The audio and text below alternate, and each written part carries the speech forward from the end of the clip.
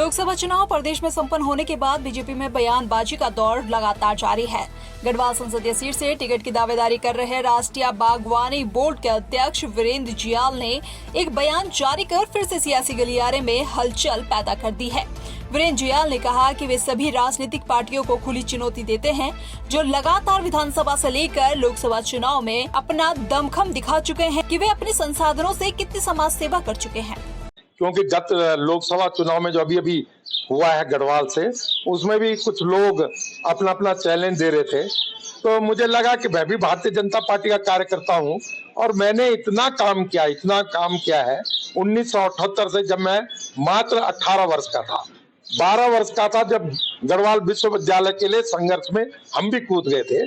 तो मैंने कहा एक बार हम भी चैलेंज डाल दें कि अगर हमसे ज्यादा किसी ने काम किया हो व्यक्तिगत स्तर पे, सरकारी पैसा या एमएलए का पैसा, एमपी का पैसा, मंत्री का पैसा, इसको छोड़ के व्यक्तिगत एफर्ट से और अपने जीवन को देकर अगर हमसे ज्यादा काम किसी ने किया हो, तो बुजुर्ग भी हो गए तो संन्यास की घोषणा कर दी हमने कि हमको कोई बता दे तो हम संन्यास ले लेंगे।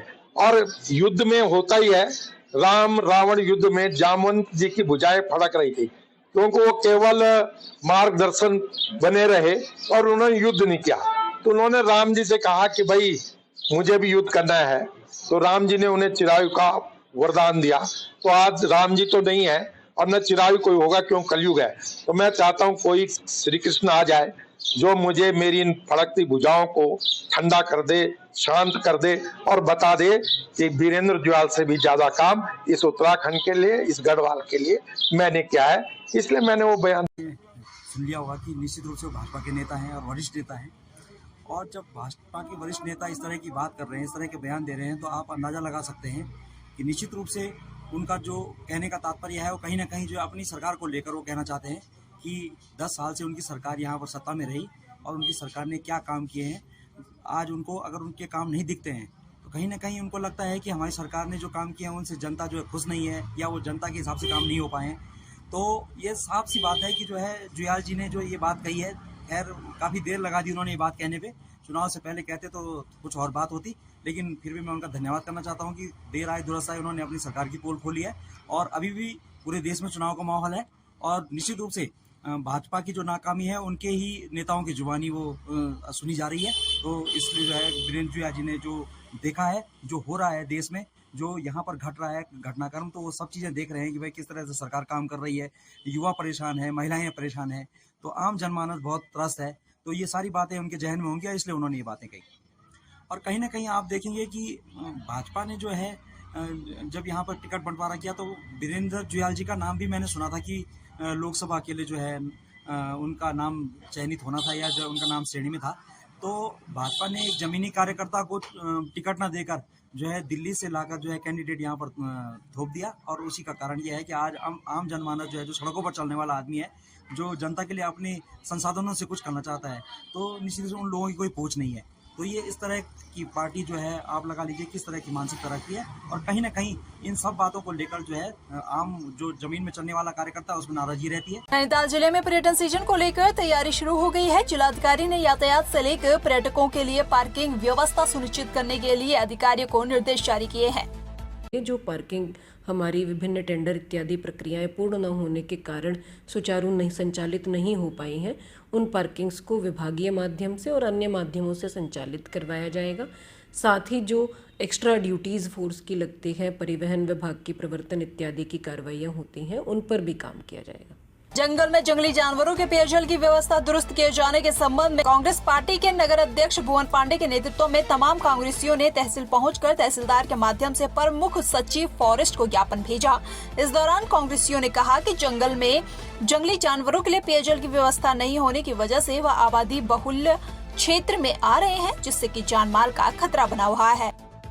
जो जंगली जानवर बार बार आबादी क्षेत्र में घुस जा रहे हैं, उनके यहाँ ग्रामीणों में जो भय का माहौल बना हुआ है, उनसे निजात पाने के लिए कि जंगल में उनके पानी की व्यवस्था की जाए और जिससे यहाँ ग्रामीणों में जो भय का माहौल बना हुआ है उससे निजात मिल सके, इसको लेकर ही हमने आज ज्ञापन दिया है। बिल्कुल निश्चित, आपका सवाल बिल्कुल सही है। आज जैसे कांग्रेस कमेटी ने मिलकर सब लोगों ने यहाँ पर लालगंज तहसील में ज्ञापन दिया है कि जंगली जानवरों के लिए पानी की व्यवस्था करवाई जाए और जितने भी जानवर हैं, बस जंगली जानवरों की आज शहर में ज़्यादा दिक्कत है, शहर में देखिए जगह जगह गली कूचे में हमारे छोटे बच्चे घूम रहे हैं, उनसे बड़े बड़े जानवर सांड वगैरह जो रोडों में घूम रहे हैं, उनकी कोई व्यवस्था नहीं की जा रही है। काफी समय से मैं देख रहा हूँ कि हमारे जो नेतागण है बीजेपी के, वो सिर्फ यही कहते हैं कि हम व्यवस्था कर रहे हैं, आज ये हो रहा है, उनके लिए कुछ भी नहीं हो रहा है। रास्ते में एक्सीडेंट हो जा रहा है जानवरों का, वो भी एक उसकी भी सरकारी व्यवस्था नहीं है। यहाँ पे कोई भी चिकित्सालय नहीं है उनका जो उनका इलाज हो सके जानवरों का। और आज ये भालू वाला जो शहर में लालगुआ में दहशत का एक माहौल बना हुआ है, इसको देखते हुए लग रहा है कि बिल्कुल भी सरकार इस चीज में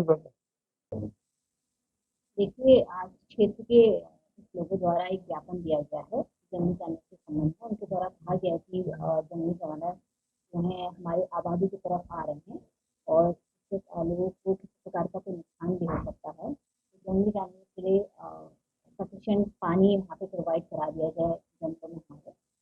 तो इस संबंध में जो भी हमारे कर्मचारी हैं, अधिकारी हैं, उनके संबंध में वार्तालाप की जाएगी, संबंधित विभाग के संबंध में वार्तालाप की जाएगी। और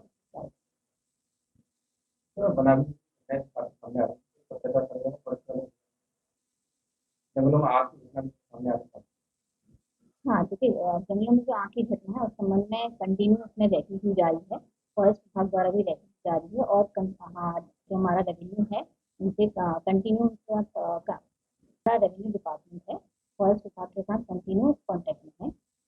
हाँ, वन विभाग कोई कार्रवाई नहीं कर रहा है। इस वजह से आज हमारे शहर का अध्यक्ष भुवन पांडे द्वारा हम सब लोग जनप्रतिनिधि लोग और कांग्रेस के लोग इकट्ठा होकर तहसीलदार के माध्यम से सरकार को ज्ञापन भेज रहे हैं कि लाल कुआं की ऐसी समस्याएं हैं कि पीने के लिए जानवरों को पानी न होने की वजह से जंगलों में वो सब शहर बस्ती तरफ भाग रहे हैं। और कई बार देखा गया है कि वार्ड नंबर 3 के पीछे उधर से आते हैं हाथी और परसों भालू यहाँ घुस गया। इस तरह की घटनाएं हो रही जिससे बहुत भयभीत लोग हैं जो शहर के लोग हैं। इसलिए इसको निजात पाने के लिए आज ज्ञापन दिया गया है और हम चाह रहे हैं कि सरकार तुरंत इस पर कार्रवाई करे, पानी की व्यवस्था जंगल किनारे बनाए जिससे लोग जानवर पानी पी सकें और हम लोगों का जो भय व्याप्त है उसको दूर।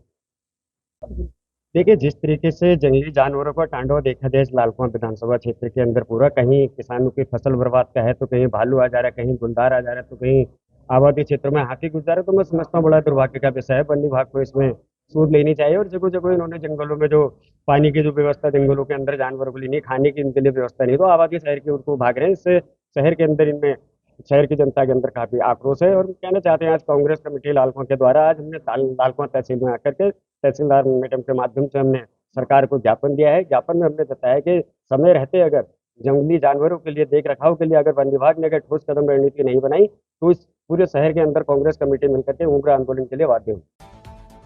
गर्मी बढ़ने के साथ ही लोग बीमारियों की चपेट में आ रहे हैं। शहर के सरकारी और निजी अस्पतालों की ओपीडी में इन दिनों डायरिया के मरीज बढ़ गए हैं। हालत ये है कि उल्टी, दस्त और बुखार से पीड़ित गंभीर मरीजों को भर्ती तक करना पड़ रहा है। डायरिया के बढ़ रहे मामले अब चिंता का सबब बन रहे हैं। ऐसा है, हमारे यहाँ डायरिया के केसेस जो हैं वो मेडिसिन डिपार्टमेंट में भी आ रहे हैं और जो पीडियाट्रिक डिपार्टमेंट है बाल रोग विभाग में भी आ रहे हैं। और दोनों ही विभागों में लगभग ये मान के चलें कि 10 से 15 मरीज या 20 मरीज दोनों ही विभागों में प्रतिदिन आ रहे हैं। हालांकि उनमें से अधिकांश जो हैं वो ज़्यादा गंभीर अवस्था में नहीं हैं और उनको जो है ओरल ट्रीटमेंट से ही एडवाइस किया जा रहा है। लेकिन कुछ मरीजों में क्योंकि डिहाइड्रेशन ज़्यादा हो रहा है तो उन्हें भर्ती करने की आवश्यकता पड़ रही है। तो वर्तमान में आज की तारीख पे हमारे पास दोनों ही वार्ड में, पीडियाट्रिक वार्ड में भी 8 से 10 बच्चे डायरिया से पीड़ित हैं जिनका कि इंडोर पेशेंट की तरह इलाज किया जा रहा है। लक्सर में विश्व मलेरिया दिवस पर सामुदायिक स्वास्थ्य केंद्र में गोष्ठी का आयोजन किया गया। इस दौरान एसीएमओ डॉक्टर अनिल वर्मा ने कहा कि डेंगू से बचाव के लिए सबसे अच्छा टिप्स है कि अपने घरों और आसपास में सफाई का विशेष ध्यान रखें। लंबे समय तक एक जगह पानी इकट्ठा न होने दें।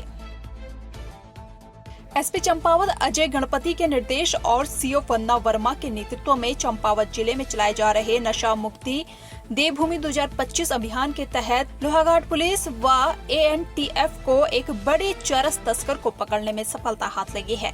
पुलिस व एएनटीएफ कुमाऊं टीम के द्वारा प्रभारी एसओ थाना लोहाघाट चेतन रावत के नेतृत्व में खेती खान क्षेत्र से चरस तस्कर मुकेश चंद जोशी को 1.362 किलोग्राम चरस के साथ गिरफ्तार किया गया है। अधिकारियों के निर्देशों के अनुसार ये जो जनपद में अवैध पदार्थों की मादक पदार्थों की तस्करी पे रोक लगाने के लिए कार्रवाई की जा रही है।